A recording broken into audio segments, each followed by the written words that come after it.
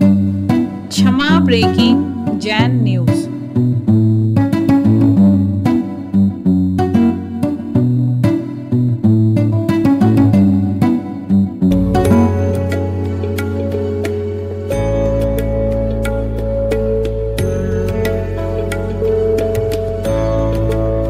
माता पद्मावती के मंदिर का भव्य निर्माण। सादर जय जिनेंद्र। आपको जानकर हर्ष होगा कि भगवान पाशनाथ धाम काकोरी लखनऊ में माता पद्मावती के भव्य मंदिर का निर्माण आरंभ हो रहा है, जिसमें माता की 38 इंच की मूर्ति स्थापित की जाएगी। इस पुण्य कार्य में आप सभी माताओं बहनों के सहभागिता की आवश्यकता है।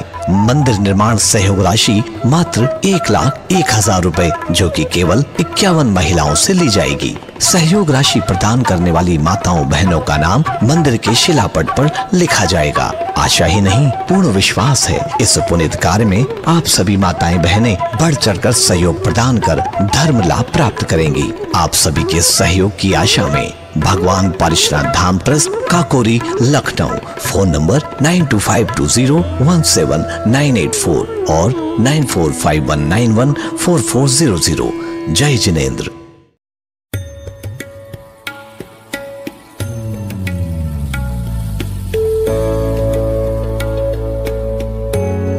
नमस्ते आचार्य श्री, मेरा प्रश्न है, बाहर से आया है कि जिनके घरों के अंदर भारी बाधा होती है, भूत प्रेत, किसी का करवाया हुआ वास्तु दोष आदि होते हैं, तो अपने जैन धर्म के हिसाब से उसका किस तरह से मतलब उसका निवारण हो, घर वाले कैसे सुखी रहें? ऐसो पंच नमोकारो सब पाप नाशनो पड़मम हवाई विघ्नोगा पलयात्नि साकिनी भूत पनगा जिनेर्भत्तिर दिने दिने सदा मेस्तु सदा। ये दानकनाथ, जिस घर में भूत प्रेत की बाधा लग गई हो, भूत प्रेत लग गई हो, ऊपर की हवा लग गई हो, वास्तु दोष हो गया हो, ये दानकनाथ सबसे बड़ा मंत्र 84 लाख महामंत्रों का मंत्र है, नमोकार मंत्र। और जिसको भूत आता हो उसकी पकड़ो चोटी अच्छी तरह से, और जिसको लड़का हो या ज्ञान तो उससे पकड़ो उंगली और 2 थप्पड़ लगाओ, भूत कैसा भी होगा एकदम सीधा हो जाएगा।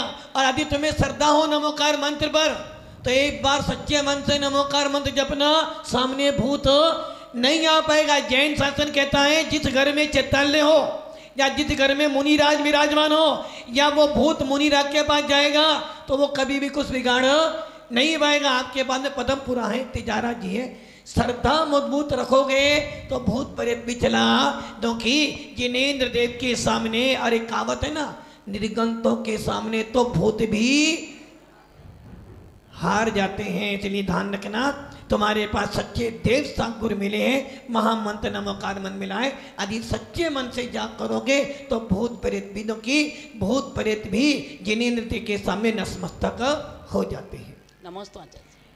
ये तो बात ऐसी है कि बगल में चोरा और गांव में ढिंडोरा, भूत बाधाएं सब, कोई भी दुख हो, कोई भी दर्द हो, सबकी दवाई यदि किसी के पास है वो तो सच्चे देव शास्त्र और गुरु के पास है। और आप सब उनके शरण में बैठे हो, फिर भी पता नहीं कहाँ कहाँ घूम रहे हो, कहाँ कहाँ अपने दुख और दर्द की दवाई ढूंढ रहे। कहीं जाने की आवश्यकता नहीं है, सच्चे देव शास्त्र गुरु पे सच्ची श्रद्धा रखो, आपके सारे काम सफल हो जाएंगे।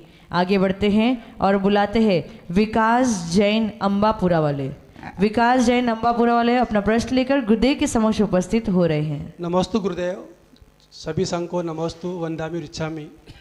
आचार्य श्री, मेरा जिज्ञासा ये है कि लौकिक जीवन में जब वार्ता करते हैं, लौकिक जीवन में जब सिविल सोसाइटी में जब बात करते हैं कि जिस राजा ने जैन दर्शन को अपनाया, कि जैन दर्शन का जो मुख्य स्लोगन या वाक्य है अहिंसा परमो धर्म है, तो बाहरी आक्रांताओं ने इस जैन दर्शन के जो स्लोगन है इसका लाभ लेकर वो भारत पे शासन करे। जैसे मुगल आए, कुषाण आए, हूण आए, जितने भी विदेशी शासक आए, क्या जब भी आलोचना की जाती है कि राजा कमज़ोर रहा होगा, सेनापति कमज़ोर रहा होगा, तो एक कारण ये भी बताया जाता है कि जैन दर्शन का ये सिद्धांत अहिंसा परमो धर्म है, तो क्या ये तर्क संगत है या नहीं है?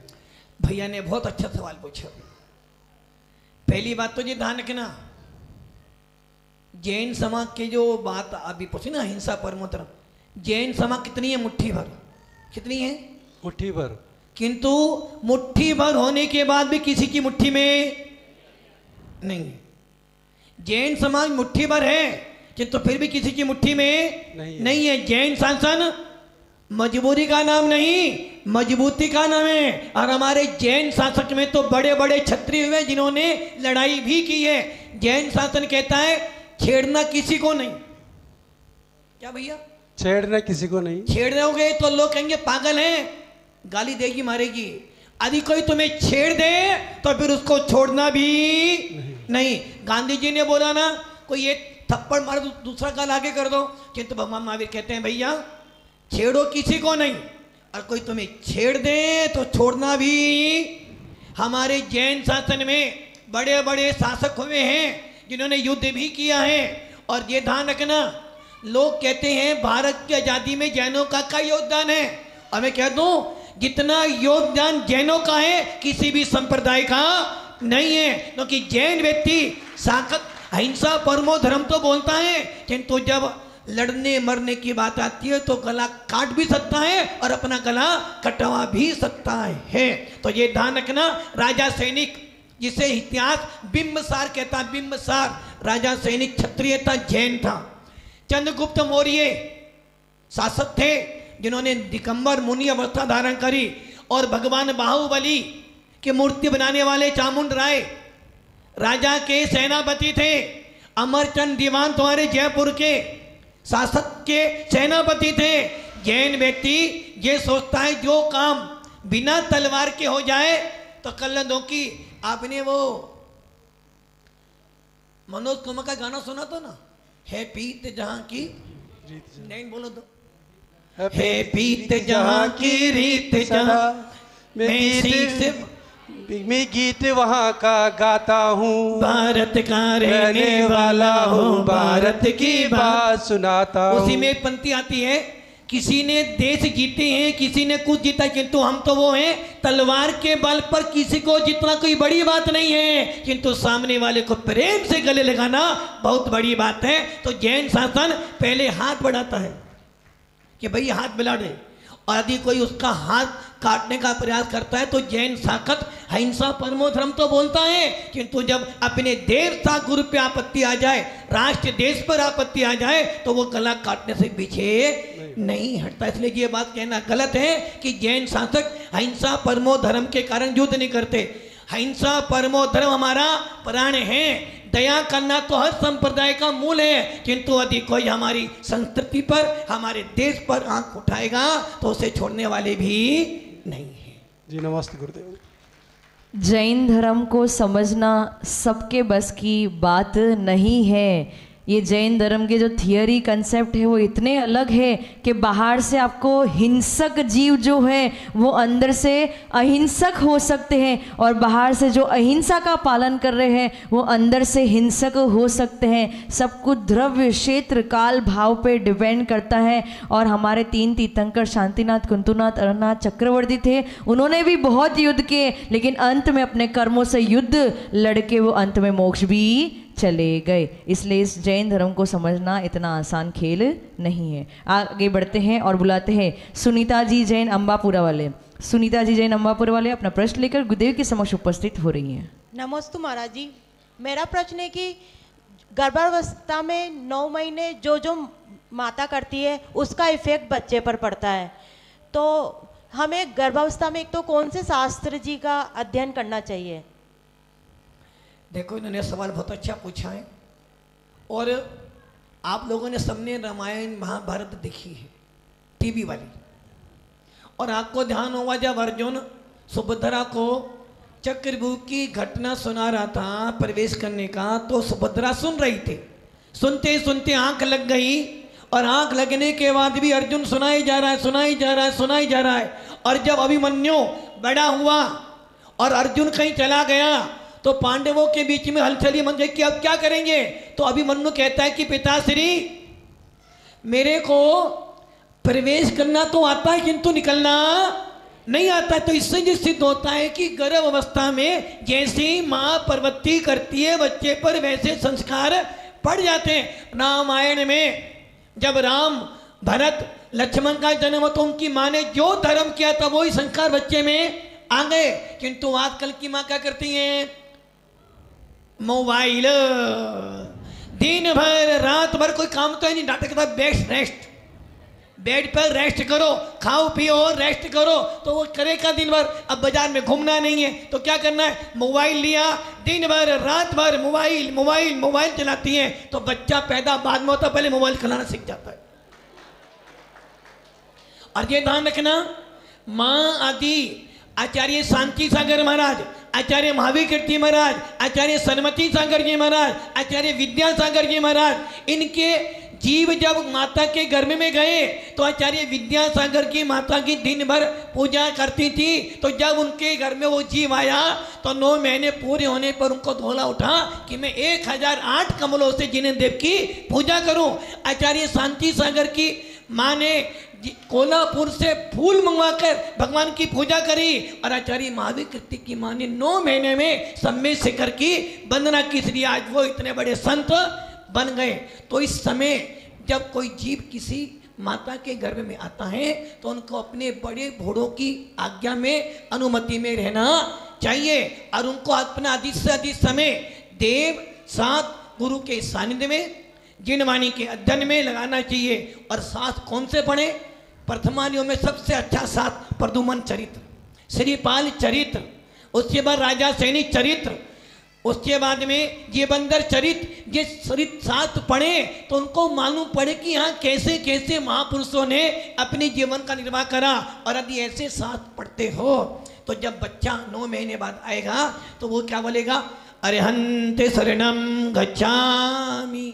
और मोबाइल देखोगे और आँख के बच्चे जो मोबाइल चलाना मम्मी पापा नहीं जानते, बच्चा 6 महीने का 1 साल का बच्चा पूरा का पूरा मोबाइल।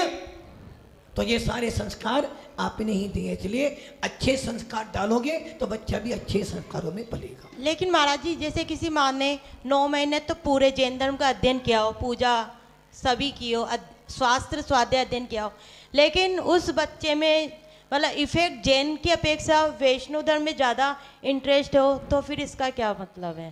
ये ध्यान रखना, कहीं ना कहीं उसके पूर्व कर्म का उदय, जैसे वशिष्ठ मुनि राज थे, जैन थे, मुनि बने, 1 महीने के उपवास करते थे, किंतु थोड़ी सी गलती कर गए, निदान बांध लिया और जब माता के घर में वो उग्रसेन जो जैन शासन का माननीय पूजनीय था, ऐसे नेमिनाथ भगवान के कुल में जो पैदा होने वाले थे, ऐसे उग्रसेन की पत्नी धार्मिक मुनियों को दान देने वाली, और वो जब जीव उसके गर्भ में आया तो उसकी इच्छा बन गई कि मैं अपने पति का छाती फाड़कर खून पीऊं।